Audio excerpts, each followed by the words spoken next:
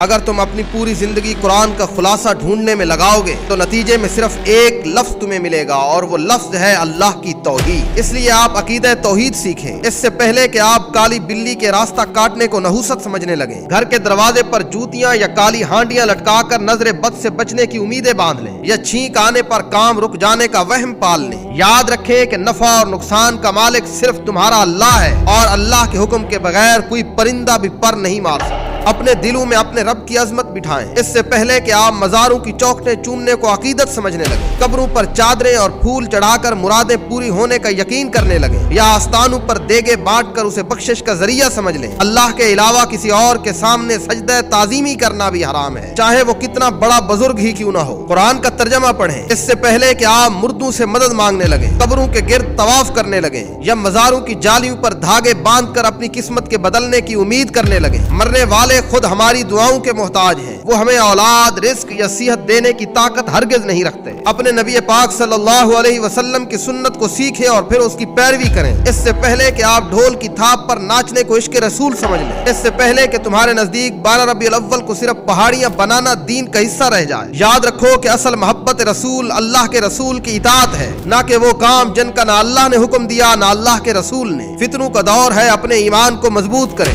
اس سے پہلے کہ آپ ستاروں کی چال دیکھ کر شادیاں کرنے لگیں۔ برکت کے لیے قرآن سر پر اٹھا کر دلہن کو رخصت کریں، یا قرآن سے فال نکالنے کو ہدایت کا ذریعہ سمجھیں۔ برکت اللہ کی اطاعت میں ہے، ان جاہلانہ رسموں میں نہیں جو ہم نے ہندوؤں اور غیروں سے ادھار لی ہیں۔ ہم سب ایک ایسے دور میں ہیں جہاں قیامت کی نشانیاں نظر آنا شروع ہو چکی ہیں۔ نبی پاک صلی اللہ علیہ وسلم نے فرمایا کہ قیامت سے پہلے فتنے اندھیری رات کے ٹکڑوں کی طرح آئیں گے، آدمی صبح مومن ہوگا اور شام کو کافر۔ دجال کا سب سے بڑا فتنہ عقیدے کا فتنہ ہوگا، وہ مردوں کو زندہ کرے گا اور رزق دے گا۔ جو لوگ آج مزاروں سے مانگنے، پیروں کو حاجت روا سمجھنے اور غیر اللہ کے سامنے جھکنے کے عادی ہو چکے ہیں، وہ کل دجال کے جھوٹے معجزات کو دیکھ کر فوراً اسے اپنا رب کیوں نہیں مانیں گے؟ جس نے آج صرف اللہ سے مانگنا نہیں سیکھا، وہ کل دجال کے فتنے سے بھی خود کو نہیں بچا سکے گا۔ میں جانتا ہوں کہ یہ باتیں سن کر صرف یہ کہہ دینا کہ یہ بد عقیدہ وہابی ہے، یہ آسان ہے، لیکن یہ میری باتیں جا کے اپنے امام، چاہے وہ کسی مسلک سے کیوں نہیں ہے، اس کو جا کے سناؤ اور اللہ کا واسطہ دے کے کہو کہ اس بندے نے کون سی بات غلط کی ہے۔ اگر وہ اللہ سے ڈرتا ہوگا تو تمہیں بتائے گا